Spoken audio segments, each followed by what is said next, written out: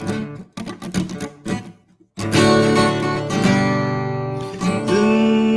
is the Airhorn podcast. Gonna slow down and talk about going fast. It's another mountain biking podcast. We might just answer questions you have. You can listen at 1 1/4 speed. Listen at 1 1/4 speed. You can listen in any order you please. It might be the worst, could be the best. Sometimes it's just me, sometimes there's a guest. It's the Airhorn podcast.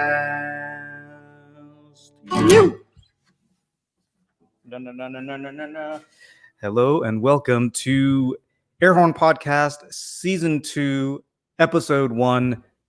Season 2, Episode 2. If you're unfamiliar with this channel, this is the Airhorn channel, Airhorn, MTB ALAN's Airhorn channel, something like that. It is the companion channel to my main MTB ALAN channel. Over there, it's reviews, writing videos, all that kind of stuff. And then over here is just talking and stuff. So, we're just going to jump into this. This is a podcast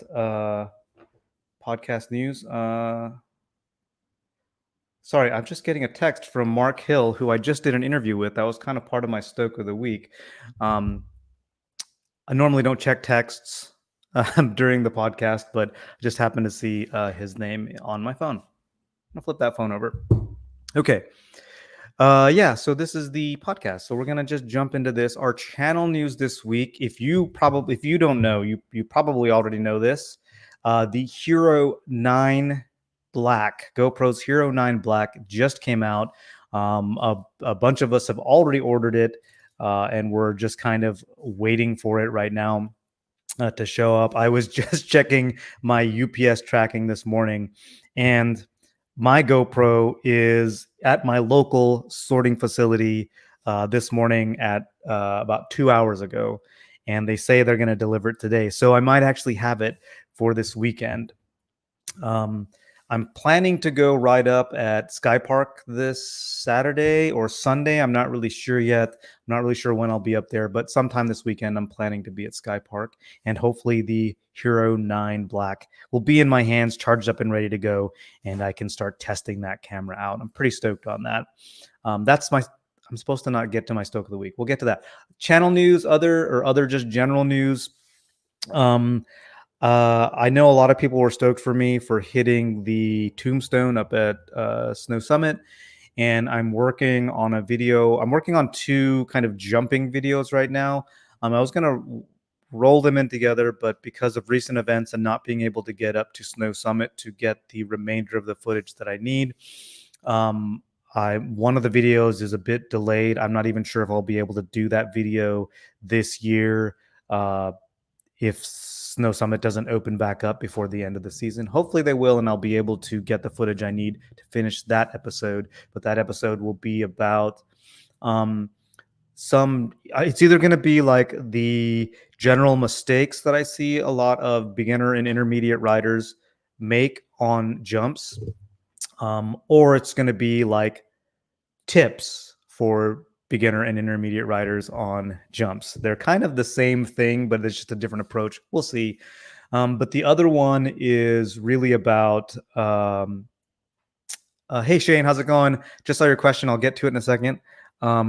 But the other one is really kind of about how there's like one specific thing that I picked up from a fellow rider that I feel made a huge difference in my riding. So that's the one I'm working on right now. I'm compiling all the footage for that, writing the script. So hopefully we'll have that out by Monday.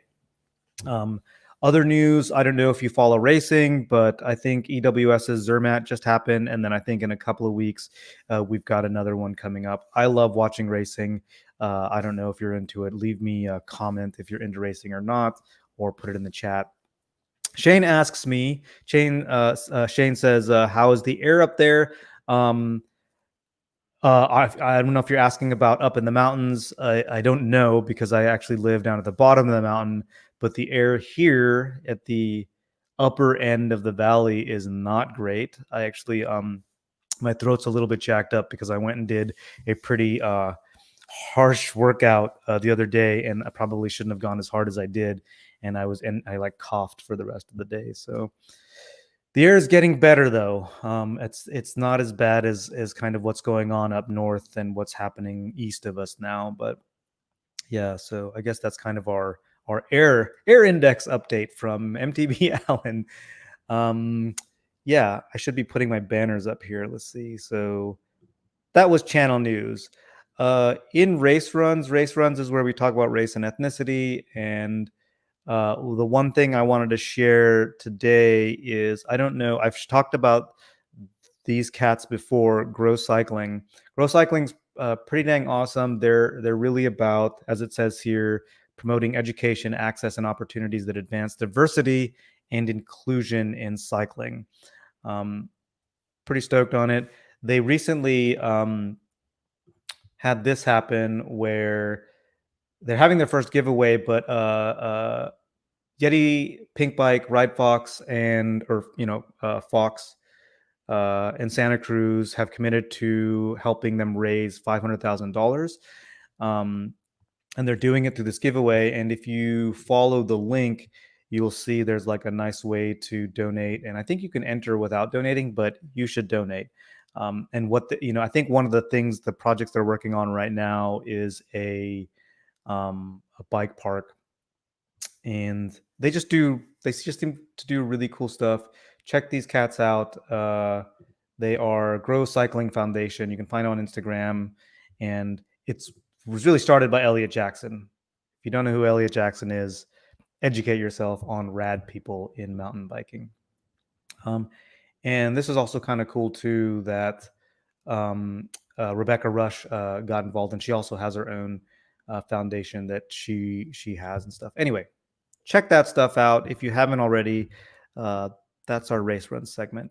Stuff I forgot. I had stuff I forgot, but I forgot I forgot to write it down. So we're gonna maybe come back to that next podcast. Stoke of the week. Wow, this was pretty awesome because last episode I didn't get anybody putting in Stokes of the week, and this week we got a whole bunch. I feel like half the show is going to be Stoke of the week, which is pretty awesome. My Stoke of the week is, I got a whole bunch of things that I'm stoked for this week. One of them is, we already talked about the Hero 9 Black coming out. I'm stoked to try that out.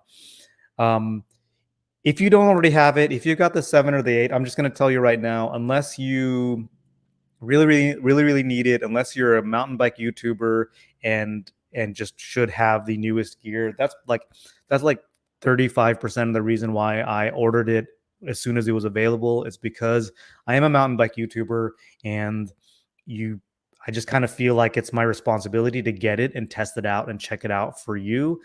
So yeah, that's kind of like that. I really should be doing this in the channel news.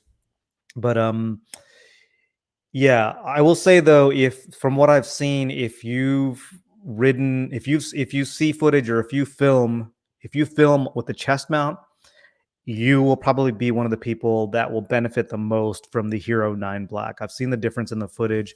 I don't know if you've watched any reviews on it, but Lone Ranger Ryan recently posted a video on it, and I actually thought he had a chin mount on, and it was chest mount. So good stuff. Stoked on that. Let's talk about, and I was trying to think, there was something else that had come up, but anyway, let's share your Stokes of the week. Yeah. Jump back here. What's up, Joel and Steven? Hey. Yeah, I'm glad you showed up, Steven. I got all your comments and stuff. That was a nice, cool conversation we had in the comment thread. So let's jump into Stoke of the week. First off, we've got a bunch here. Okay, so first off, we've got Marcos Madrazo. Marcos Madrazo. Stoke of the week is trail building at my local bike park. Injured at the moment, so I can't mountain bike. Anyway, feels good being at the mountains. Heck yeah. Being in the mountains, first off, is just great. I know, like, when I was injured and I was up in Big Bear for the Fox US Open, those times when I was just hiking in the mountains, sometimes we forget as mountain bikers that mountains are just beautiful in and of themselves. And doing work on the trails especially at your local bike park. That's freaking awesome. Mr. Manny, Stoke of the Week, because of your comment, I believe you initially mentioned it a few weeks ago. I now focus more on having fun over going fast. Heck yeah, that's really rad. Um, it's funny you say that because that's kind of one of the things that kept coming up a lot in my jump progression, which I was talking about earlier. Um, in that, like, yeah, it's just like, yeah, fun over fast. Oh, now perfectly content being the guy in the back with a grin on his face. This new outlook will also promote my enjoyment of cycling well into my retirement years. Yeah, it's true. It's good to like uh, it's good to like broaden our appreciation. It's good stuff. Um, this one, okay, this one's good. Alex D. Crashed on Party Wave and knocked out for 10 minutes. Suffered a concussion on July 12th. Um, I know it's been a while, but I can safely say that I've caught up with my progression and my confidence is at an all-time high. Uh, yeah, that's definitely some stoke for the crew. That's rad. It sounds like you took some time off after the concussion, which is very intelligent of you to do. Repeated traumatic brain injuries can cause some issues, and then coming back from something like that and then gaining your confidence back, I feel you. That's actually kind of what has been happening with me the last couple of weeks up at Snow Summit. That's freaking rad. Michael Lowe, my stoke of the week is I get to ride park next weekend. I work weekends, so I don't get to ride park very often. Heck yeah. Um, Michael, I don't know if you're on right now, but if you're on, which park are you talking about? Are you talking about Snow Summit? But yes, riding park is rad. Um, Kerwin, my stoke of the week is not really a mountain bike ride, but I went riding with my 7-year-old son, and we rode across the Bay Bridge to Yerba Buena Island and back. Just spending that time with him felt good to my soul. Heck yeah. Yeah, it doesn't have to be like purely mountain biking. Stoke can comes from many places. And it's funny that you say that about like it felt good to my soul. I think that's kind of at the heart of Stoke. Drew's enthused, a fellow mountain bike YouTuber. I'm stoked about my jump progression. Should be pretty dialed on my local medium jump line after this weekend. Heck yeah.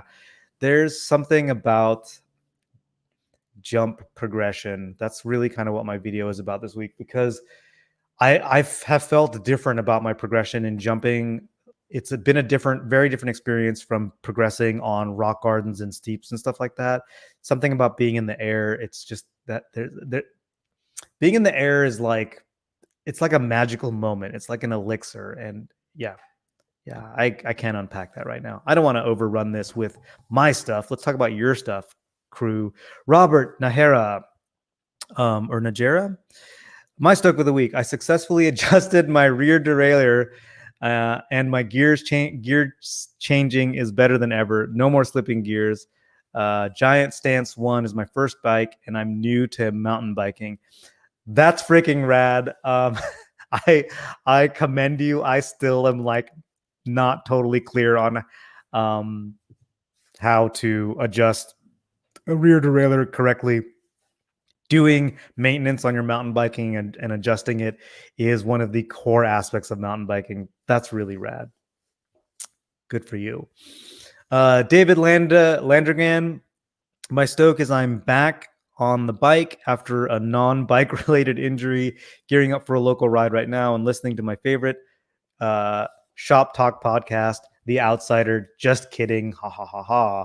So that's rad. It's funny how injury is kind of becomes a lot of part of our cycle. Hopefully not too often, but coming back from injury is always good. Ramoer, first time back on the bike after elbow fracture and surgery, happened in April. Been a long road.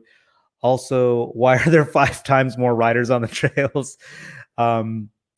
Yes, again, coming back from an injury always just feels so dang good. And yes, why are there 5 times more riders on the trails? Cause COVID, bro. let's see what we got here. Workhorse is sharing a Stoke of the Week right now. Let's just share it right now. I became the Strava local legend on my local trail, which is kind of like getting the perfect attendance award in elementary school. Yeah, the local legend thing. It's funny because like I kind of look at it like that too, but that doesn't mean that don't get a little bit of uh, it's like eating a potato chip. I just get a little something out of it. It's not necessarily good for me, but yeah. Good morning, Kerwin. Good morning, Eric. And Stephen Nelson, yes, Snow Summit is still closed this weekend. And they're basically just kind of telling us in blocks. Like they said, they're closed this weekend.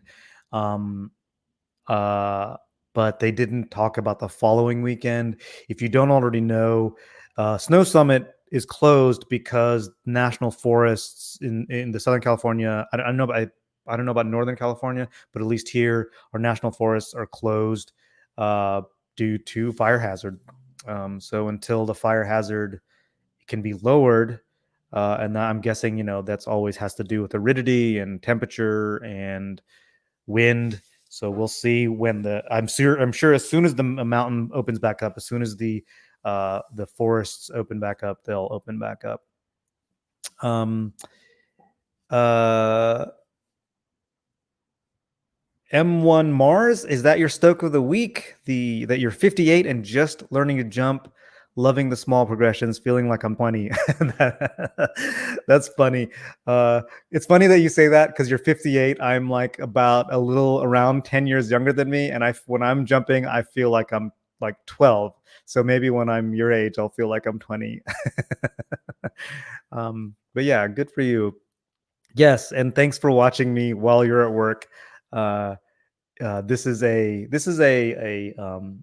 This is an educational podcast about whatever it is you do at work.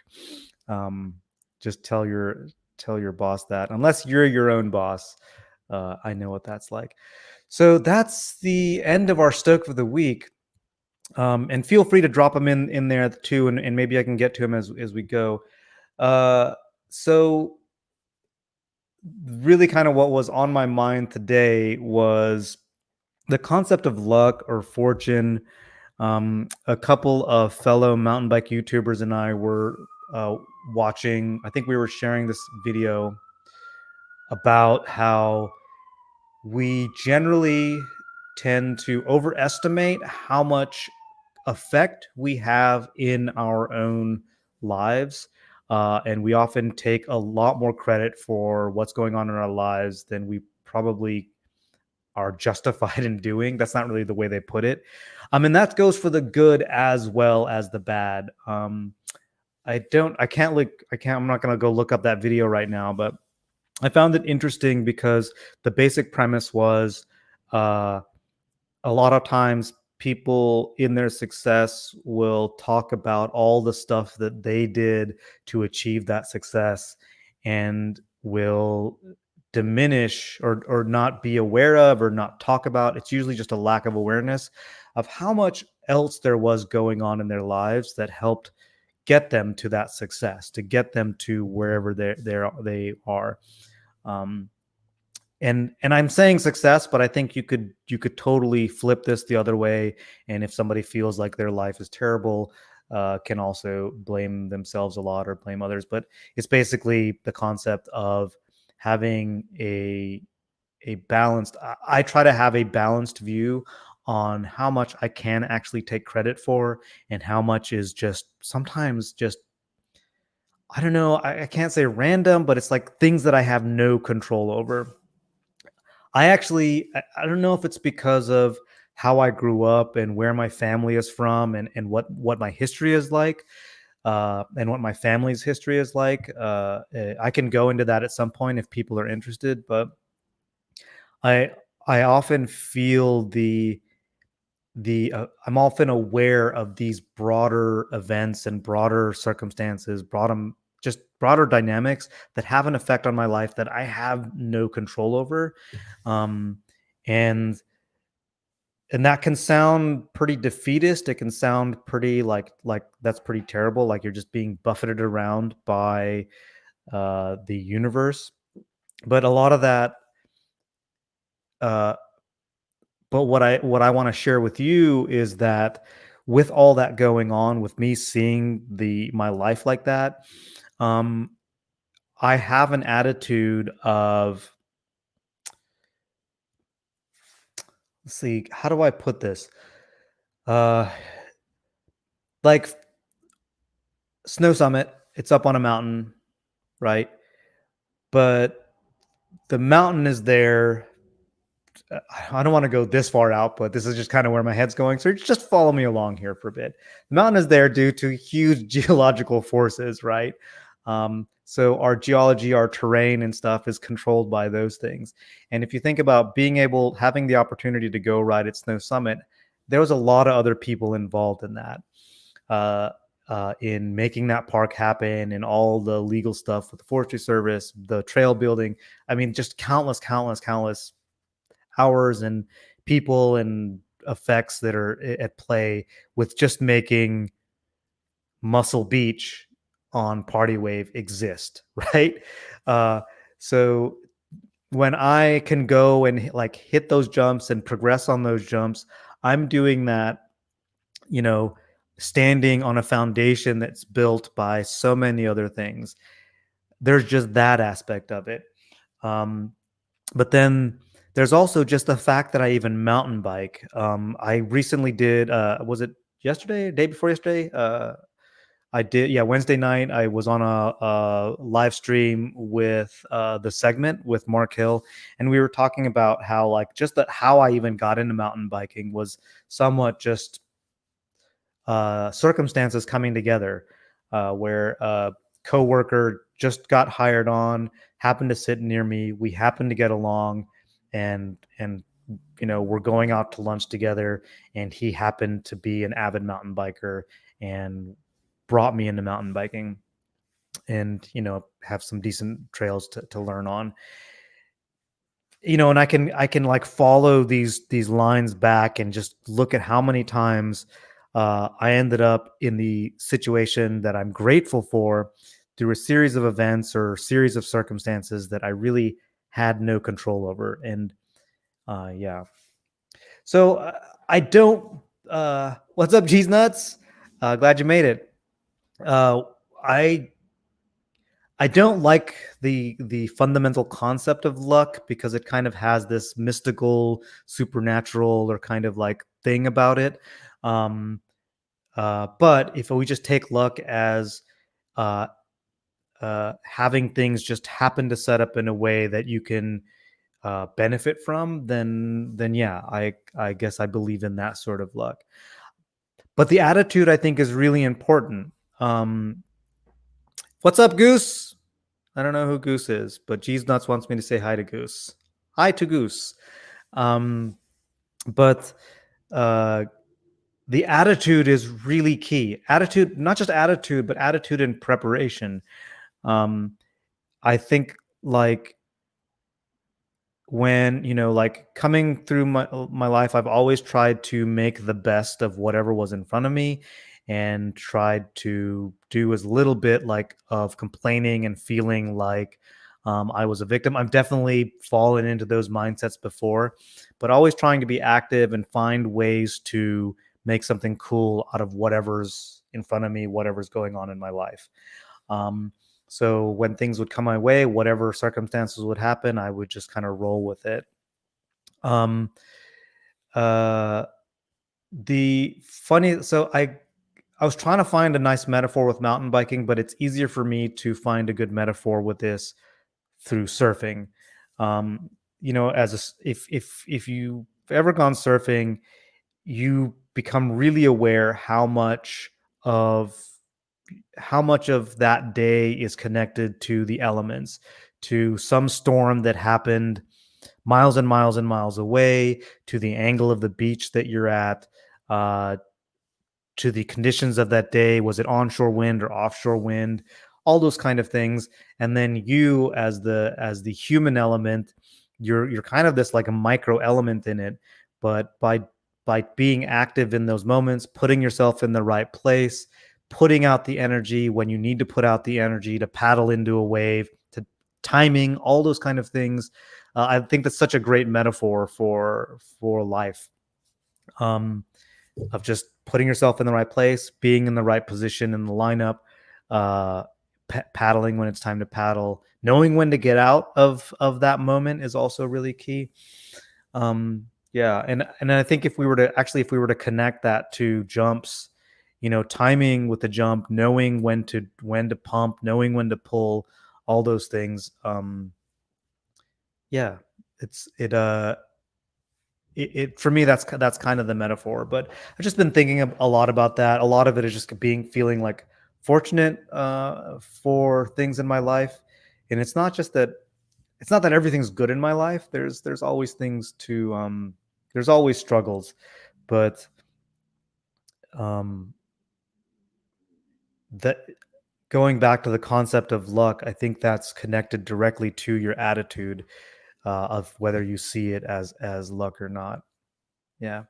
But yeah, that's kind of what I wanted to talk about. It didn't take me that long to talk about it, I guess. Um, um, Workhorse says, I don't mind something else messing with my life, good or bad, as long as I'm not screwing up my life. I'm pretty happy, and that's a really nice, just kind of concrete way of putting it. Uh, the phrase that my friends and I used to use is like, "Are you keeping your side of the street clean?" And just kind of keeping your stuff in order. Shane Sestito asks about how about coincidence, like as a term? Yeah, maybe. I Some people don't believe in coincidence. I kind of do. I mean, like at its heart, it's just like really two things kind of happening together. Uh, and again, so much of it has to do with the human perception and how you approach things. Like I look at how I met my wife. There were so many like odd things that came together for me and my wife to meet. It had to do with the fact that where I used to normally hang out, just happened to decide to like every day I'd hang out in one place, and one day I just decided I wanted to see the sunset that day, so that put me on a different side of the building. My now wife at the time, this beautiful redhead that I didn't know, her class happened to be canceled that day, and uh, she was actually in a class that was similar to a class that I was taking, and the guy that I was standing next to and talking to was her type. Uh, which we can talk about at some point. And she was actually checking him out, and somehow I caught her eye. But yeah, there were so many things that came together, and yeah, so yeah. And luck is, as SoCal Jen says, it's where preparation meets opportunity. I love that definition of luck, and I think one key thing that I want to point out there is preparation. A lot of us often confuse planning with preparation. Planning, like I'm going to go do this thing. We make a list or whatever, we think about it, but the preparation is the key point there. The actual things that you're going to do to get ready. Like you can make a plan for going. You can, it's making the plan is like setting up your route on Trailforks, uh, and preparation is like getting your tool set together, getting your bike ready to go, loading it, remember getting to the trailhead. Like that's kind of how I look at that. So yeah. um so yeah, we're coming to the end here. If anybody has any last minute questions, do throw them in and I'll answer them if I can. I do try to shut this down right around 9. Workhorse says, I had to spend a lot of time recovering from things that I did to myself. So I had to learn to spend my energy on things I can actually do something about, not the things I can't do something about. Yeah, really well put. That whole thing about like being aware of what you have control over and what you don't, and concentrating on what you do have control over. Yeah, so that's kind of it today. If you're watching, excuse me for a second, crew. I'm going to talk to the future. If you are watching this after we've gone live and you would like to share your stoke of the week, or if you're here now and later on, once we finish this, and you can put comments in, do put your stoke of the week in the comments. I love to share everybody's stoke so that we have shared stoke in the next episode. So yeah, let's wrap this up, y'all. Cool. Everybody, I hope you have a really good day. Have a good weekend. Get out there and ride. Hopefully it's not too smoky where you're at and you can get out and ride without destroying your lungs. Yeah, everybody have fun and see you next time. Doot, doot, doot.